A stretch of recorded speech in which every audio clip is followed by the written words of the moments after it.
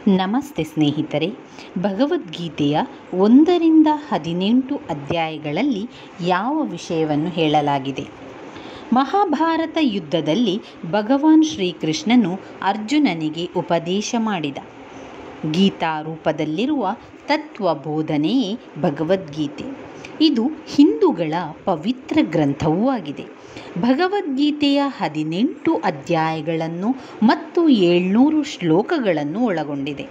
ಭಗವದ್ಗೀತೆಯ 1-18 ಅಧ್ಯಾಯಗಳಲ್ಲಿ ಯಾವೆಲ್ಲ ವಿಷಯಗಳನ್ನು ಹೇಳಲಾಗಿದೆ? ಹಿಂದೂಗಳ ಧರ್ಮಗ್ರಂಥಗಳು 4 ವೇದಗಳು, ಉಪನಿಷತ್ತುಗಳು ವೇದಗಳ ಸಾರ ಮತ್ತು ಗೀತೆಯು ಉಪನಿಷತ್ತುಗಳ ಸಾರವಾಗಿದೆ. ಗೀತೆಯು ಎಲ್ಲ ಧರ್ಮಗ್ರಂಥಗಳ ಸಾರವಾಗಿದೆ. ಅದಕ್ಕಾಗಿಯೇ ಶ್ರೀಮದ್ ಭಗವದ್ಗೀತೆ ಹಿಂದೂಗಳ ಸಾರ್ವತ್ರಿಕ ಗ್ರಂಥವಾಗಿದೆ. ಇದನ್ನು ವೇದಗಳು ಮತ್ತು ಉಪನಿಷತ್ತುಗಳ ಪಾಕೆಟ್ ಅಭಿವೃದ್ಧಿ ಎಂದೂ ಕರೆಯಬಹುದು. ಭಗವದ್ಗೀತೆಯು ಭೀಷ್ಮ ಪರ್ವದ ಭಾಗವಾಗಿದೆ. ಭಗವದ್ಗೀತೆಯಲ್ಲಿ 18 ಅಧ್ಯಾಯಗಳಲ್ಲಿ 700 ಪದ್ಯಗಳಿವೆ. 18 ಅಧ್ಯಾಯಗಳಲ್ಲಿ ಇರುವಂತಹ ವಿಷಯ, 1ನೆಯ ಅಧ್ಯಾಯದಲ್ಲಿ ಮೊದಲನೆಯ ಅಧ್ಯಾಯವು ಅರ್ಜುನ ವಿಷಾದ ಯೋಗ ಎಂದು ಹೆಸರಿಸಲಾಗಿದೆ. ಈ ಅಧ್ಯಾಯದಲ್ಲಿ ಉಭಯ ಸೇನೆಗಳ ಪ್ರಮುಖ ಯೋಧರ ಲೆಕ್ಕಾಚಾರ, ಶಂಖದ ಧ್ವನಿ, ಅರ್ಜುನನಿಂದ ಸೇನೆಯ ತಪಾಸಣೆಯ ಪ್ರಸಂಗ ಮತ್ತು ಅರ್ಜುನನ ಹೇಡಿತನ, ವಾತ್ಸಲ್ಯ ಮತ್ತು ದುಃಖದ ಮಾತು. 2 ಗುಂಪುಗಳಲ್ಲಿನ ಸಹೋದರರು ಪರಸ್ಪರ ಎದುರಾದಾಗ ಉಂಟಾದ ಆಕರ್ಷಣೆ. ಇದರಲ್ಲಿ ಅರ್ಜುನನು ತನ್ನ ಸ್ವಂತ ಸಹೋದರನನ್ನು ಕೊಂದು ಜಯವನ್ನು ಪಡೆದರೂ ಅದು ನನಗೆ ಸಂತೋಷವನ್ನು ನೀಡುವುದಿಲ್ಲ, ಆದರೆ ಪಶ್ಚಾತ್ತಾಪವನ್ನು ಮಾತ್ರ ನೀಡುತ್ತದೆ ಎಂದು ಹೇಳುತ್ತಾನೆ. ಇನ್ನು 2ನೆಯ ಅಧ್ಯಾಯದಲ್ಲಿ ಏನು ಹೇಳಲಾಗಿದೆ? 2ನೆಯ ಅಧ್ಯಾಯಕ್ಕೆ ಸಾಂಖ್ಯಯೋಗ ಎಂದು ಹೆಸರಿಸಲಾಗಿದೆ. ಇದರಲ್ಲಿ ಶ್ರೀಕೃಷ್ಣನು ಈ ಅಕಾಲಿಕ ಸಮಯದಲ್ಲಿ ಮಾತನಾಡುವುದು ಸೂಕ್ತವಲ್ಲ ಎಂದು ಹೇಳುತ್ತಾನೆ. ಏಕೆಂದರೆ ಈಗ ಅವನ ಮುಂದೆ ಯುದ್ಧದ ಸ್ಥಿತಿ ಎದುರಾಗಿದೆ. ಈಗ ನೀವು ಹೋರಾಡದಿದ್ದರೆ ನಿಮ್ಮನ್ನು ಕೊಲ್ಲಲಾಗುತ್ತದೆ. ಅರ್ಜುನನು ಯುದ್ಧವನ್ನು ಎಲ್ಲ ರೀತಿಯಲ್ಲಿ ತೊರೆಯುವ ಬಗ್ಗೆ ಮಾತನಾಡುತ್ತಾನೆ. ಆಗ ಶ್ರೀಕೃಷ್ಣನು, ಈಗ ಯುದ್ಧದಿಂದ ದೂರವಾಗುವುದು ದುರ್ಬಲತೆ ಮತ್ತು ಹೇಡಿತನ ಎಂದು ಹೇಳುತ್ತಾನೆ. ಈ ಚರ್ಚೆಯಲ್ಲಿ ಶ್ರೀಕೃಷ್ಣನು ಅರ್ಜುನನಿಗೆ ಆತ್ಮದ ಅಮರತ್ವದ ಬಗ್ಗೆ ಹೇಳುತ್ತಾನೆ ಮತ್ತು ಆತ್ಮವನ್ನು ಎಂದಿಗೂ ಕೊಲ್ಲಲಾಗುವುದಿಲ್ಲ ಮತ್ತು ಯಾರ ಮರಣದ ಬಗ್ಗೆ ನೀವು ಶೋಕದ ಬಗ್ಗೆ ಮಾತನಾಡುತ್ತೀರೋ ಅವನ ದೇಹವು ಇಂದು ಅಥವಾ ನಾಳೆ ಸಾಯುತ್ತದೆ ಎಂದು ಹೇಳುತ್ತಾನೆ. ಆದುದರಿಂದ ಸೋಲು ಗೆಲುವು, ಲಾಭ ನಷ್ಟ ಮತ್ತು ಸುಖ ದುಃಖಗಳನ್ನು ಸಮಾನವಾಗಿ ಪರಿಗಣಿಸಿ ಯುದ್ಧಕ್ಕೆ ಸಿದ್ಧರಾಗಿ. ಈ ಅಧ್ಯಾಯದಲ್ಲಿ ಶ್ರೀಕೃಷ್ಣನು ಸಾಂಖ್ಯಯೋಗ ಮತ್ತು ಸ್ಥಿರ ಬುದ್ಧಿಶಕ್ತಿಯ ಮನುಷ್ಯನ ಗುಣಲಕ್ಷಣಗಳನ್ನು ವಿವರಿಸುತ್ತಾನೆ. ಇನ್ನು 3ನೆಯ ಅಧ್ಯಾಯಕ್ಕೆ ಕರ್ಮಯೋಗ ಎಂದು ಹೆಸರಿಸಲಾಗಿದೆ. ಇದರಲ್ಲಿ ಜ್ಞಾನಯೋಗ ಮತ್ತು ಕರ್ಮಯೋಗಗಳ ಪ್ರಕಾರ ಜೀವನದಲ್ಲಿ ಅನುಚಿತವಾದ ಕ್ರಿಯೆಗಳನ್ನು ಬಾಂಧವ್ಯವಿಲ್ಲದೆ ಮಾಡುವ ಶ್ರೇಷ್ಠತೆಯನ್ನು ವಿವರಿಸಲಾಗಿದೆ. ಇದರಲ್ಲಿ ಕರ್ಮಗಳ ಬಗ್ಗೆ ಗಂಭೀರವಾಗಿ ಚರ್ಚಿಸಲಾಗಿದೆ. ಅಜ್ಞಾನಿ ಮತ್ತು ಜ್ಞಾನಿಗಳ ಗುಣಲಕ್ಷಣಗಳನ್ನು, ಮೋಹ ಮತ್ತು ದ್ವೇಷವಿಲ್ಲದೆ ಕ್ರಿಯೆಗಳನ್ನು ಮಾಡಲು ಪ್ರೇರಣೆಯನ್ನು ಹೇಳಲಾಗಿದೆ. ಈ ಅಧ್ಯಾಯದಲ್ಲಿಯೇ ಹಿಂದೂ ಧರ್ಮದ ಕರ್ಮದ ತತ್ವದ ಸಾರವನ್ನು ಬರೆಯಲಾಗಿದೆ. ಹಿಂದೂ ಧರ್ಮವು ಕರ್ಮಧರ್ಮವಾಗಿದೆಯೇ ಹೊರತು ಮಾರಣಾಂತಿಕ ಧರ್ಮವಲ್ಲ ಎಂಬುದು ಇದರಿಂದ ಸ್ಪಷ್ಟವಾಗುತ್ತದೆ. ವಾಸ್ತವವಾಗಿ ಎಲ್ಲ ಕ್ರಿಯೆಗಳನ್ನು ಪ್ರಕೃತಿಯ ವಿಧಾನಗಳಿಂದ ಎಲ್ಲ ರೀತಿಯಲ್ಲೂ ನಡೆಸಲಾಗುತ್ತದೆ ಎಂದು ಶ್ರೀಕೃಷ್ಣನು ಹೇಳುತ್ತಾನೆ. ಅದು ಕ್ರಿಯೆ ಮತ್ತು ಕಾರಣದ ಸರಪಳಿಯಾಗಿದೆ. 4ನೆಯ ಅಧ್ಯಾಯವನ್ನು ಜ್ಞಾನಕರ್ಮ ಸನ್ಯಾಸ ಯೋಗ ಎಂದು ಕರೆಯಲಾಗುತ್ತದೆ. ಇದು ಜ್ಞಾನ, ಕ್ರಿಯೆ ಮತ್ತು ತ್ಯಜಿಸುವಿಕೆಯ ಯೋಗವನ್ನು ವಿವರಿಸುತ್ತದೆ. ಸಗುಣ ದೇವರ ಪರಿಣಾಮ ಮತ್ತು ಕರ್ಮಯೋಗದ ವಿಷಯ, ಯೋಗಿ ಮಹಾತ್ಮ ಪುರುಷರ ನಡವಳಿಕೆ ಮತ್ತು ಮಹಿಮೆ, ವಿವಿಧ ಯಾಗಗಳ ನಿರೂಪಣೆಯನ್ನು, ಅವುಗಳ ಫಲಗಳು ಮತ್ತು ಜ್ಞಾನದ ಮಹಿಮೆಯನ್ನು ವಿವರಿಸಲಾಗಿದೆ. 5ನೇ ಅಧ್ಯಾಯ 5ನೆಯ ಅಧ್ಯಾಯಕ್ಕೆ ಕರ್ಮ ಸನ್ಯಾಸ ಯೋಗ ಎಂದು ಹೆಸರಿಸಲಾಗಿದೆ. ಇದು ಸಾಂಖ್ಯಯೋಗ ಮತ್ತು ಕರ್ಮಯೋಗದ ನಿರ್ಧಾರ, ಸಾಂಖ್ಯಯೋಗಿ ಮತ್ತು ಕರ್ಮಯೋಗಿಗಳ ಗುಣಲಕ್ಷಣಗಳು ಮತ್ತು ಅವರ ಮಹಿಮೆ, ಜ್ಞಾನ ಯೋಗದ ವಿಷಯ ಮತ್ತು ಭಕ್ತಿ ಸೇರಿದಂತೆ ಧ್ಯಾನ ಯೋಗದ ವಿವರಣೆಯನ್ನು ವಿವರಿಸುತ್ತದೆ. ಮೇಲಿನ ಎಲ್ಲ ಯೋಗಗಳ ವಿವರಣೆಯಲ್ಲಿ ಆಧ್ಯಾತ್ಮಿಕತೆ, ದೇವರು, ಮೋಕ್ಷ, ಆತ್ಮ, ಧಾರ್ಮಿಕ ನಿಯಮಗಳು ಇತ್ಯಾದಿಗಳ ವಿವರಣೆಯನ್ನು ನೀಡಲಾಗಿದೆ. 6ನೆಯ ಅಧ್ಯಾಯವನ್ನು ಸ್ವಯಂ ನಿಯಂತ್ರಣ ಎಂದು ಕರೆಯಲಾಗುತ್ತದೆ. ಇದು ಕರ್ಮಯೋಗದ ವಿಷಯ ಮತ್ತು ಯೋಗದ ವ್ಯಕ್ತಿಯ ಗುಣಲಕ್ಷಣಗಳು, ಸ್ವಯಂ ವಿಮೋಚನೆಯ ಪ್ರೇರಣೆ ಮತ್ತು ದೇವರ ಸಾಕ್ಷಾತ್ಕಾರದ ವ್ಯಕ್ತಿಯ ಗುಣಲಕ್ಷಣಗಳು, ಧ್ಯಾನ ಯೋಗದ ವಿವರವಾದ ವಿವರಣೆ, ಮನಸ್ಸಿನ ನಿಯಂತ್ರಣದ ವಿಷಯ, ಒಂದು ಚಲನೆಯ ಬಗ್ಗೆ ವ್ಯವಹರಿಸುತ್ತದೆ.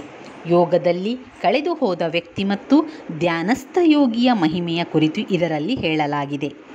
7ನೆಯ ಅಧ್ಯಾಯಕ್ಕೆ ಜ್ಞಾನ ವಿಜ್ಞಾನ ಯೋಗ ಎಂದು ಹೆಸರಿಸಲಾಗಿದೆ. ಇದರಲ್ಲಿ ಶಾಸ್ತ್ರಸಹಿತ ಜ್ಞಾನದ ವಿಷಯ, ಎಲ್ಲದಕ್ಕೂ ಕಾರಣವಾದ ಭಗವಂತನೆಂಬ ಹೇಳಿಕೆ, ಅಸುರ ಸ್ವಭಾವವುಳ್ಳವರ ಖಂಡನೆ ಮತ್ತು ಭಕ್ತರಿಂದ ಭಗವಂತನ ಸ್ತುತಿ, ಪರಿಣಾಮ ಮತ್ತು ರೂಪವನ್ನು ತಿಳಿಯದವರ ಖಂಡನೆಯನ್ನು ವಿವರಿಸುತ್ತದೆ. ದೇವರ ಮತ್ತು ತಿಳಿದಿರುವವರ ವೈಭವೀಕರಣವನ್ನು ಇದರಲ್ಲಿ ಉಲ್ಲೇಖಿಸಲಾಗಿದೆ. 8ನೆಯ ಅಧ್ಯಾಯಕ್ಕೆ ಅಕ್ಷರ ಬ್ರಹ್ಮಯೋಗ ಎಂದು ಹೆಸರಿಸಲಾಗಿದೆ. ಇದು ಅರ್ಜುನನ 7 ಪ್ರಶ್ನೆಗಳನ್ನು ಮತ್ತು ಬ್ರಹ್ಮ, ಆಧ್ಯಾತ್ಮ ಮತ್ತು ಕರ್ಮಾದಿಗಳಿಗೆ ಸಂಬಂಧಿಸಿದಂತೆ ಶ್ರೀಕೃಷ್ಣನು ನೀಡಿದ ಉತ್ತರಗಳನ್ನು ಒಳಗೊಂಡಿದೆ. ಭಕ್ತಿಯೋಗದ ವಿಷಯ ಮತ್ತು ಶುಕ್ಲ ಮತ್ತು ಕೃಷ್ಣ ಮಾರ್ಗಗಳ ರಹಸ್ಯವನ್ನು ಇದರಲ್ಲಿ ವಿವರಿಸಲಾಗಿದೆ. 9ನೆಯ ಅಧ್ಯಾಯಕ್ಕೆ ರಾಜವಿದ್ಯಾ ರಾಜಗುಹ್ಯ ಯೋಗ ಎಂದು ಹೆಸರಿಸಲಾಗಿದೆ. ಇದು ಜ್ಞಾನದ ವಿಷಯವನ್ನು ಪರಿಣಾಮದೊಂದಿಗೆ ವ್ಯವಹರಿಸುತ್ತದೆ. ಇದರಲ್ಲಿ ದೇವರೊಂದಿಗೆ ಪ್ರಪಂಚದ ಸಂಬಂಧ ಮತ್ತು ಪ್ರಕೃತಿಯ ಅಂಶಗಳ ಕುರಿತು ಚರ್ಚಿಸಲಾಗಿದೆ. ಇದರಲ್ಲಿ ಲೋಕ ಸೃಷ್ಟಿಯ ವಿಷಯ, ದೇವರನ್ನು ಧಿಕ್ಕರಿಸುವ ಅಸುರಿ ಸ್ವಭಾವದವರ ಖಂಡನೆ ಮತ್ತು ದೈವಿಕ ಸ್ವಭಾವದವರ ಭಗವದ್ಭಜನೆಯ ಪ್ರಕಾರ ಅಂತಿಮ ಪರಿಣಾಮದೊಂದಿಗೆ ದೇವರ ಸ್ವರೂಪದ ವರ್ಣನೆ, ಫಲರಹಿತ ಮತ್ತು ನಿಸ್ವಾರ್ಥ ಪೂಜೆಯ ಫಲ ಮತ್ತು ವೈಭವೀಕರಣ, ದೇವರ ಮೇಲಿನ ನಿಸ್ವಾರ್ಥ ಭಕ್ತಿಯ ವಿವರಣೆಯೂ ಇದರಲ್ಲಿದೆ. 10ನೆಯ ಅಧ್ಯಾಯಕ್ಕೆ ವಿಭೂತಿ ಯೋಗ ಎಂದು ಹೆಸರಿಸಲಾಗಿದೆ. ಇದು ಭಗವಂತನ ವಿಭೂತಿ ಮತ್ತು ಯೋಗ ಶಕ್ತಿಯ ಹೇಳಿಕೆ ಮತ್ತು ಅವುಗಳನ್ನು ತಿಳಿದುಕೊಳ್ಳುವ ಫಲಿತಾಂಶ, ಫಲ, ಪರಿಣಾಮದೊಂದಿಗೆ ಭಕ್ತಿ ಯೋಗದ ಹೇಳಿಕೆ, ಅರ್ಜುನನಿಂದ ಭಗವಂತನ ಪ್ರಾರ್ಥನೆ, ಅವನ ವಿಭೂತಿ ಮತ್ತು ಯೋಗ ಶಕ್ತಿಯ ವಿವರಣೆಯನ್ನು ಒಳಗೊಂಡಿದೆ. 11ನೆಯ ಅಧ್ಯಾಯಕ್ಕೆ ವಿಶ್ವರೂಪ ದರ್ಶನ ಯೋಗ ಎಂದು ಹೆಸರಿಸಲಾಗಿದೆ. ಅದರಲ್ಲಿ ಅರ್ಜುನನ ವಿಶ್ವರೂಪವನ್ನು ನೋಡುವ ಪ್ರಾರ್ಥನೆ, ಅವನ ವಿಶ್ವರೂಪದ ಭಗವಂತನ ವರ್ಣನೆ, ಧೃತರಾಷ್ಟ್ರನಿಗೆ ಸಂಜಯನ ವಿಶ್ವರೂಪದ ವಿವರಣೆ, ಅರ್ಜುನನು ಭಗವಂತನ ವಿಶ್ವರೂಪವನ್ನು ನೋಡಿ ಮತ್ತು ಸ್ತುತಿಸಿದನು, ಅವನ ಪ್ರಭಾವ ವಿವರಣೆ ಮತ್ತು ಅರ್ಜುನನ ಯುದ್ಧದ ವಿವರಣೆಯನ್ನು ಒಳಗೊಂಡಿದೆ. ಅರ್ಜುನನು ಭಗವಂತನನ್ನು ಸ್ತುತಿಸುತ್ತಾನೆ ಮತ್ತು ಚತುರ್ಭುಜ ರೂಪದ ದರ್ಶನಕ್ಕಾಗಿ ಪ್ರಾರ್ಥಿಸುವ ಬಗೆಯನ್ನು ವಿವರಿಸಲಾಗಿದೆ. 12ನೆಯ ಅಧ್ಯಾಯಕ್ಕೆ ಭಕ್ತಿ ಯೋಗ ಎಂದು ಹೆಸರಿಸಲಾಗಿದೆ. ಅದರಲ್ಲಿ ಶಾರೀರಿಕ ಮತ್ತು ನಿರಾಕಾರ ಆರಾಧಕರ ಶ್ರೇಷ್ಠತೆಯ ನಿರ್ಣಯ ಮತ್ತು ಈಶ್ವರ ಸಾಕ್ಷಾತ್ಕಾರದ ವಿಧಾನವನ್ನು ವಿವರಿಸಲಾಗಿದೆ ಮತ್ತು ಇದರಲ್ಲಿ ಈಶ್ವರ ಸಾಕ್ಷಾತ್ಕಾರ ಪುರುಷರ ಗುಣಲಕ್ಷಣಗಳನ್ನು ಹೇಳಲಾಗಿದೆ. 13ನೆಯ ಅಧ್ಯಾಯ ಭಗವದ್ಗೀತೆಯ 13ನೆಯ ಅಧ್ಯಾಯದಲ್ಲಿ ಕ್ಷೇತ್ರಜ್ಞ ವಿಭಾಗ ಯೋಗ ಎಂದು ಹೆಸರಿಸಲಾಗಿದೆ. ಇದರಲ್ಲಿ ಜ್ಞಾನದಿಂದ ಕೂಡಿದ ಕ್ಷೇತ್ರಜ್ಞಾನದ ವಿಷಯವನ್ನು, ಜ್ಞಾನದಿಂದ ಕೂಡಿದ ಪ್ರಕೃತಿ ಪುರುಷ ವಿಷಯವನ್ನು ವಿವರವಾಗಿ ವಿವರಿಸಲಾಗಿದೆ. ಅಂದರೆ ಪರಿಸ್ಥಿತಿ, ಜ್ಞಾನ, ಆತ್ಮ, ದೇವರು ಮತ್ತು ಪಂಚಭೂತಗಳ ನಿಗೂಢ ಜ್ಞಾನವನ್ನು ಪಡೆಯಬಹುದಾಗಿದೆ. 14ನೆಯ ಅಧ್ಯಾಯಕ್ಕೆ ಗುಣತ್ರಯ ವಿಭಾಗ್ಯ ಯೋಗ ಎಂದು ಹೆಸರಿಸಲಾಗಿದೆ. ಇದು ಜ್ಞಾನದ ಮಹಿಮೆಯನ್ನು ಮತ್ತು ಪ್ರಕೃತಿ ಪುರುಷನಿಂದ ಪ್ರಪಂಚದ ಉಗಮವನ್ನು ವಿವರಿಸುತ್ತದೆ. ಸತ್, ರಾಜ, ತಮ ಈ 3 ಗುಣಗಳ ವಿಷಯದ ಬಗ್ಗೆ ವಿವರವಾದ ಚರ್ಚೆಯನ್ನು ಮಾಡಲಾಗಿದೆ. ಇದಲ್ಲದೆ ದೇವರನ್ನು ಪಡೆಯುವ ವಿಧಾನ ಮತ್ತು ಸದ್ಗುಣವಂತನ ಲಕ್ಷಣಗಳನ್ನು ಕೂಡ ವಿವರಿಸಲಾಗಿದೆ. 15ನೆಯ ಅಧ್ಯಾಯದಲ್ಲಿ 15ನೆಯ ಅಧ್ಯಾಯಕ್ಕೆ ಪುರುಷೋತ್ತಮ ಯೋಗ ಎಂದು ಹೆಸರಿಸಲಾಗಿದೆ. ಇದರಲ್ಲಿ ದೇವರ ಆಶೀರ್ವಾದವನ್ನು ಪಡೆಯುವ ವಿಧಾನಗಳನ್ನು ವಿವರಿಸಲಾಗಿದೆ. ಇದರಲ್ಲಿ ಆತ್ಮ ಮತ್ತು ಪರಿಣಾಮದ ವಿಷಯದೊಂದಿಗೆ ದೇವರ ರೂಪವನ್ನು ವಿವರವಾಗಿ ವಿವರಿಸಲಾಗಿದೆ. ಇದರಲ್ಲಿ ಕ್ಷರ, ಅಕ್ಷರ, ಪುರುಷೋತ್ತಮ ವಿಷಯದ ವಿವರವಾದ ವಿವರಣೆ ಇದೆ. 16ನೇ ಅಧ್ಯಾಯ. 16ನೆಯ ಅಧ್ಯಾಯವನ್ನು ದೈವಾನುಸಾರ ಸಂಪದ್ವಿಭಾಗ ಯೋಗ ಎಂದು ಕರೆಯಲಾಗಿದೆ.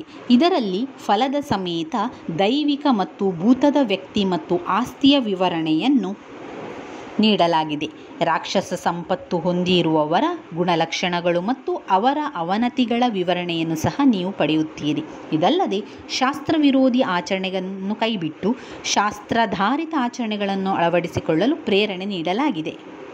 17ನೆಯ ಅಧ್ಯಾಯದಲ್ಲಿ ಶ್ರದ್ಧಾತ್ರಯ ವಿಭಾಗ್ಯ ಎಂದು ಹೆಸರಿಸಲಾಗಿದೆ. ಇದರಲ್ಲಿ ನಂಬಿಕೆಯ ವಿಷಯ ಮತ್ತು ಶಾಸ್ತ್ರಗಳಿಗೆ ವಿರುದ್ಧವಾಗಿ ಕಠಿಣ ತಪಸ್ಸು ಮಾಡುವ ವಿವರಣೆ ಇದೆ. ಇದರಲ್ಲಿ ಆಹಾರ, ತ್ಯಾಗ, ತಪಸ್ಸು ಮತ್ತು ದಾನಗಳ ವಿವಿಧ ವ್ಯತ್ಯಾಸಗಳನ್ನು ಹೇಳಲಾಗಿದೆ. 18ನೆಯ ಅಧ್ಯಾಯ. 18ನೆಯ ಅಧ್ಯಾಯಕ್ಕೆ ಮೋಕ್ಷ ಸನ್ಯಾಸ ಯೋಗ ಎಂದು ಹೆಸರಿಸಲಾಗಿದೆ. ಇದರಲ್ಲಿ ಪರಿತ್ಯಾಗದ ವಿವರವಾದ ವಿವರಣೆ, ಕ್ರಿಯೆಗಳ ಸಂಭವದಲ್ಲಿ ಸಾಂಖ್ಯ ಸಿದ್ಧಾಂತದ ಹೇಳಿಕೆ, 3 ಗುಣಗಳ ಪ್ರಕಾರ, ಜ್ಞಾನ, ಕಾರ್ಯ, ಕರ್ತ, ಬುದ್ಧಿವಂತಿಕೆ, ಧೃತಿ, ಸಂತೋಷದ ವಿವಿಧ ವ್ಯತ್ಯಾಸಗಳ ವಿವರಣೆ, ವರ್ಣ ವಿಷಯದ ವಿವರಣೆ, ಫಲದೊಂದಿಗೆ ಧರ್ಮ, ಜ್ಞಾನದ ವಿವರಣೆ, ಭಕ್ತಿ ಸೇರಿದಂತೆ ಕರ್ಮಯೋಗದ ವಿವರಣೆ ಮತ್ತು ಕೊನೆಯಲ್ಲಿ ಶ್ರೀ ಭಗವದ್ಗೀತೆಯ ಶ್ರೇಷ್ಠತೆಯ ವಿವರಣೆಯನ್ನು ಕೂಡ ಮಾಡಲಾಗಿದೆ.